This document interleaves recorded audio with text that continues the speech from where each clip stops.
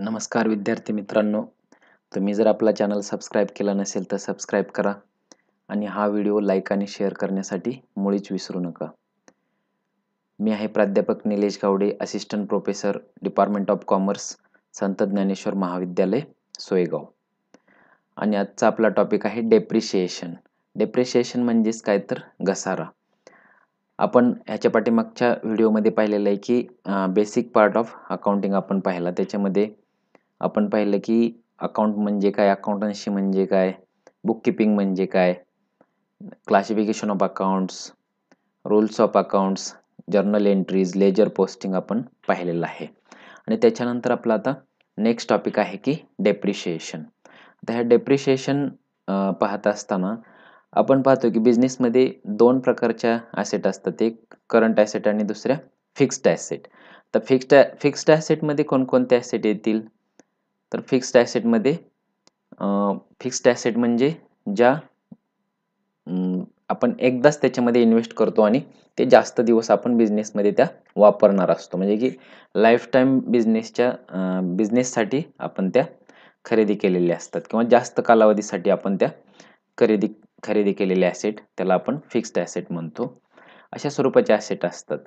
आता हे day to day आपण ज्यावेळेस बिझनेस रन होत असतो त्यावेळेस समजा फॉर एक्झाम्पल मशिनरी असेल तर मशिनरी काय होत असते, त्याची झीज होत असते किंवा काही कालावधीने टेक्नॉलॉजीमध्ये चेंजेस होत असतात आणि ती मशिनरी ऑटोमॅटिकच काय होत असते, आउटडेटेड होत असते.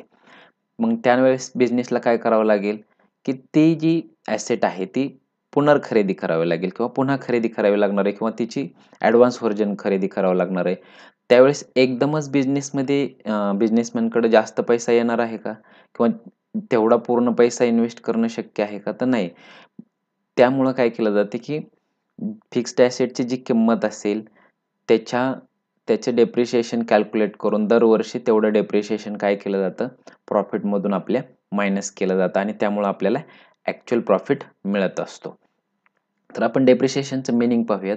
The word depreciation is derived from Latin word depretium. आता हा जो शब्द आहे तो लॅटिन वर्ड पासून आलेला आहे की डेप्रिशियम पासून डेप्रिशिएशन, विच मीन्स रिडक्शन. आता डेप्रिशियम म्हणजेच काय तर reduction. Every business concern acquire some fixed assets which are used in the business for its trading activity. These assets are purchased for business with an intention of permanent use and not for resale. आता ह्या ज्या fixed asset आहेत ह्या बिझनेसच्या यूजसाठीच खरेदी केलेल्या असतात, त्या पुन्हा सेल करण्यासाठी खरेदी केलेल्या नसतात. म्हणूनच त्यांना आपण फिक्स्ड ॲसेट म्हणतो.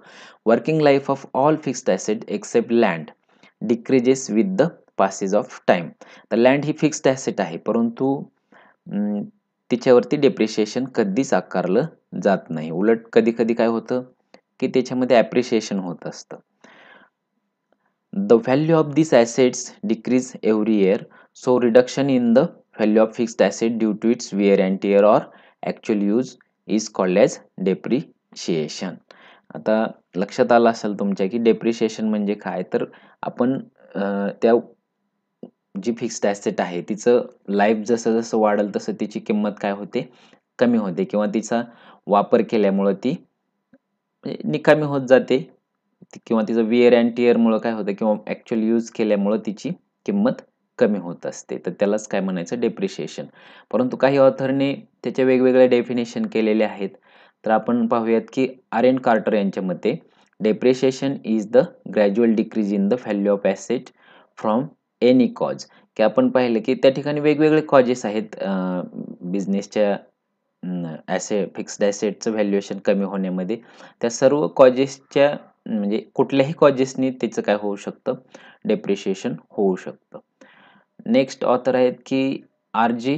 विल्यम्स यांच्या मते depreciation may be defined as gradual deterioration in the value of due to use.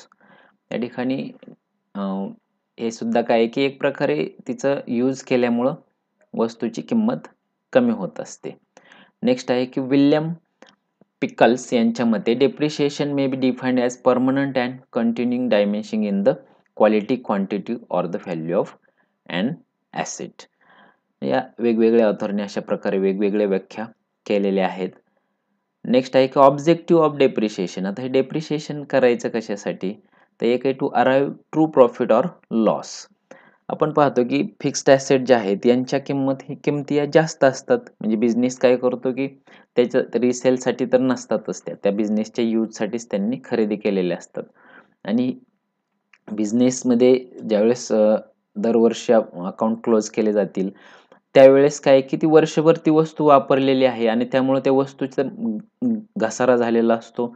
वस्तूची त्यामुळे व्हॅल्युएशन काय होतं, कमी होत असतं. मग ती वस्तू जर आपण आपले बिझनेसची पोझिशन दाखवत असताना किंवा बिझनेसचा प्रॉफिट दाखवत असताना त्या वस्तूची जी झीज झालेली आहे तेवढी किंमत काय करावं लागेल आपल्याला, नेट प्रॉफिट कॅल्क्युलेट करण्या अगोदर मायनस करावे लागेल. आणि त्यामुळे आपल्याला ॲक्चुअल प्रॉफिट किंवा ट्रू प्रॉफिट किंवा ट्रू लॉस म्हणजे जर लॉस होत असेल तर ट्रू लॉस किंवा ट्रू प्रॉफिट हे कळण्यासाठी आपल्याला डेप्रिशिएशन कॅल्क्युलेट करावं लागत असतं. नेक्स्ट ऑब्जेक्टिव्ह आहे to show true and fair position of business. आता या ठिकाणी जर आपण आत्ता सांगितल्याप्रमाणे की बिझनेसमधील जी ॲसेट आहे तिचा यूज केल्यामुळे तिचं काय झालेलं आहे की घसारा झालेला आहे, तिची किंमत कमी झालेली आहे. परंतु आपण जर मायनस नाही केला तर ॲसेट साईडला पहा बिझनेसमध्ये की आपल्याला त्या ॲसेटची चालू किंमत येईल. म्हणजे तिची जी आपण परचेस प्राइस जी असेल तीच आपण दाखवू शकतो आणि ती दाखवल्यामुळं काय होणार आहे, त्या वस्तूची ॲक्चुअल किंमत काय झालेली असणार आहे, ॲट द इयर एंड कमी झालेली असणार आहे. कारण तिच्यामध्ये तो वापर केल्यामुळं तिची झीज झालेली असणार आहे. पण मग जर आपण त्याच्यामधून डेप्रिशिएशन मायनस नाही केलं तर आपल्याला ॲसेट साईडला काय होणार आहे, आपले ॲसेट ही मोठी दिसणार. म्हणजे बिझनेसची ॲक्चुअल पोझिशन कळेल का, तर नाही. तर ही जी ॲक्चुअल पोझिशन कळण्यासाठी आपल्याला डेप्रिशिएशन कॅल्क्युलेट करावं लागतं. नेक्स्ट आहे to keep the capital intact. जर आपण बिझनेसमध्ये to keep the capital intact. आता बिझनेसची कॅपिटल जे आहे, म्हणजे कॅपिटल म्हणजे काय, जर जे सुरुवातीला इन्व्हेस्टमेंट केलेले आहे ओनरने, तर ते भांडवल म्हणजेच काय आहे की कॅपिटल असते. तर हे कॅपिटलची पण ॲक्चुअल पोझिशन कळण्यासाठी आपल्याला ॲसेट साईड जे आहे ते ॲसेट ॲक्चुअल किंमत त्यांची आपल्याला कळाली पाहिजे. आणि जर आपण डेप्रिशिएशन मायनस नाही केलं तर या ठिकाणी कॅपिटल सुद्धा काय होणार आहे की जास्त दिसणार आहे आणि बिझनेसची जी पोझिशन आहे ते आपल्याला एक्झॅक्ट कळणार नाही.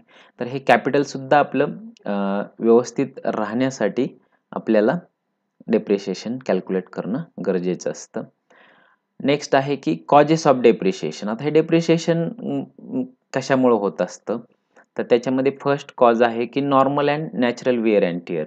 या ठिकाणी नॉर्मल जो यूज केला जाईल, मशिनरी असेल किंवा बाकी दुसरी फिक्स्ड ॲसेट असेल, फर्निचर असेल, ह्यांचा हा normal use day to day life, day to day बिझनेसमध्ये ज्यावेळेस यूज केला जातो तर त्याच्यामध्ये झीज होत असते.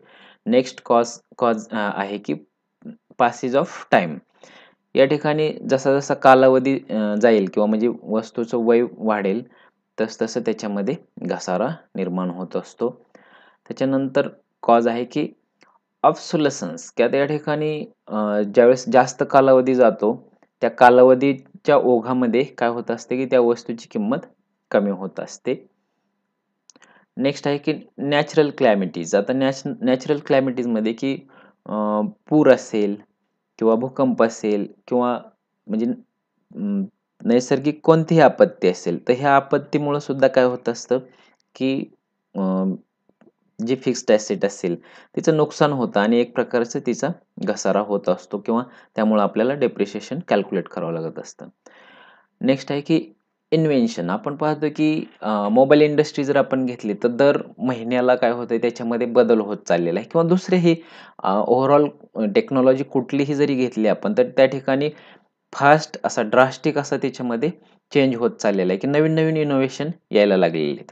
तर हे जर इनोव्हेशन झालं तर काय होतंय की त्याच्या अगोदरची जी फिक्स्ड ॲसेट असेल किंवा जी मशिनरी असेल ती काय होते, आउटडेटेड होणार आहे आणि त्यामुळं डेप्रिशिएशन कॅल्क्युलेट करणं किंवा डेप्रिशिएशन आकारणं गरजेचं आहे. कारण त्या नवीन इनोव्हेशनची जर मशिनरी घ्यायची असेल तर आपल्याला पाठीमागच्या मशिनरीची किंमत आपली वसूल झालेली असावी. त्यामुळे हे आपल्याला डेप्रिशिएशन इनोव्हेशन मार्केटमध्ये आलं की ऑटोमॅटिकच आपली अगोदरची फिक्स्ड ॲसेट काय होती, डेप्रिशिएट होत असते. नेक्स्ट आहे की मार्केट व्हॅल्यू. तर मार्केटमध्ये जसं मार्केट व्हॅल्यू जर वाढली किंवा मार्केट व्हॅल्यू जर कमी झाली तर ॲटोमॅटिकच काय होणार आहे, आपल्या फिक्स्ड ॲसेटची किंमत पण कमी होणार आहे. म्हणजे त्यामुळं सुद्धा काय त्याच्यामध्ये डेप्रिशिएशन येणार आहे. हे झाले डेप्रिशिएशनचे कॉजेस. नेक्स्ट पाहूयात आपण फॅक्टर्स ऑफ डेप्रिशिएशन. त्याच्यामध्ये फर्स्ट फॅक्टर आहे की cost of asset.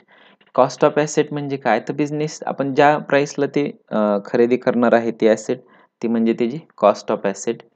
Next factor आहे की estimated economic life of asset. आता डेप्रिशिएशन आकारत असताना काय केलं जाते की ती फिक्स्ड ॲसेट असेल तर तिचं लाईफ आपण कन्सिडर करतो. आता हे लाईफ कन्सिडर करतो म्हणजे काय, की तिचं एस्टिमेटेडच लाईफ असतं, ते एक्झॅक्ट आपल्याला माहीत नसतं, परंतु एक इकॉनॉमिक लाईफ आपण बिझनेसमध्ये तिचं कन्सिडर करत असतो आणि त्यानुसार त्याच्यामध्ये डेप्रिशिएशन आकारत असतो. नेक्स्ट आहे की एस्टिमेटेड टर्मिनल किंवा त्यालाच काय म्हणता येईल, स्क्रॅप व्हॅल्यू.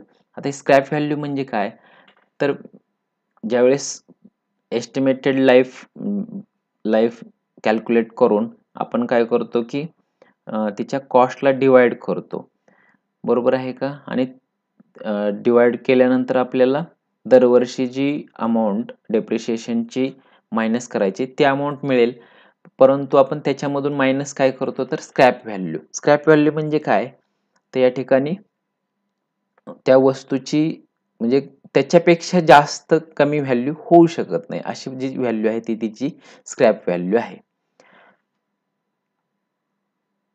आता मेथड्स ऑफ डेप्रिशिएशन. मग डेप्रिशिएशन कॅल्क्युलेट करण्यासाठी वेगवेगळ्या मेथड वापरल्या जातात.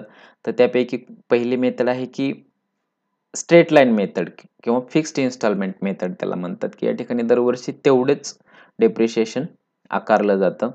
आता इन डिटेल आपण प्रत्येक मेथड एका एका लेक्चरमध्ये पाहणार आहोत. त्यामुळे आता फक्त आपण कोणकोणत्या मेथड आहेत हे फक्त माहीत करून घेऊयात. नेक्स्ट आहे की रिटर्न डाउन व्हॅल्यू मेथड. आता ही रिटर्न डाउन व्हॅल्यू मेथड म्हणजे काय, की या ठिकाणी ती फिक्स्ड तिचं डेप्रिशिएशन नसेल दरवर्षी, तर या ठिकाणी तिची व्हॅल्यू जर कमी झाली, ज्या समजा त्याची 5 वर्ष एस्टिमेटेड लाईफ आहे, तर पहिल्या वर्षी जी डेप्रिशिएशन आहे ते डेप्रिशिएशन मायनस जर केलं आपण, तर दुसऱ्या वर्षी त्या वस्तूची किंमत आणखीन कमी होणार. मग आपण फक्त त्या कमी झालेल्या तिच्या किमतीवरतीच पुन्हा डेप्रिशिएशन, सेकंड इयरचं डेप्रिशिएशन त्याच्यावरती आकारणार. अशा प्रकारे की return down value method. Next आहे की ॲन्युटी मेथड. त्याच्यानंतर आणखीन मेथड आहे की सिंकिंग फंड मेथड. त्याच्यानंतर रिव्हॅल्युएशन मेथड, त्यानंतर इन्शुरन्स पॉलिसी मेथड आणि लास्ट आहे की मशीन ओव्हर रेट मेथड. आता अशा प्रकारे एवढ्या काय आहेत की ह्या डेप्रिशिएशनच्या मेथड आहेत. तर त्यापैकी आपल्याला ह्या 4च सिलेबससाठी आहेत की स्ट्रेट लाईन मेथड आहे, रिटर्न डाउन व्हॅल्यू मेथड आहे, ॲन्युटी मेथड आहे आणि सिंकिंग फंड मेथड आहे, की एवढ्या 4 मेथड आपल्याला इन डिटेलमध्ये शिकायच्या आहेत. तर आपण त्या नेक्स्ट व्हिडिओमध्ये शिकूयात. तर लक्षात आलं असेल मग तुमच्या की डेप्रिशिएशन म्हणजे काय, डेप्रिशिएशनचे कॉजेस काय आहेत, डेप्रिशिएशनचे फॅक्टर्स कोणते आहेत आणि डेप्रिशिएशनच्या मेथड कोणत्या आहेत. Thank you.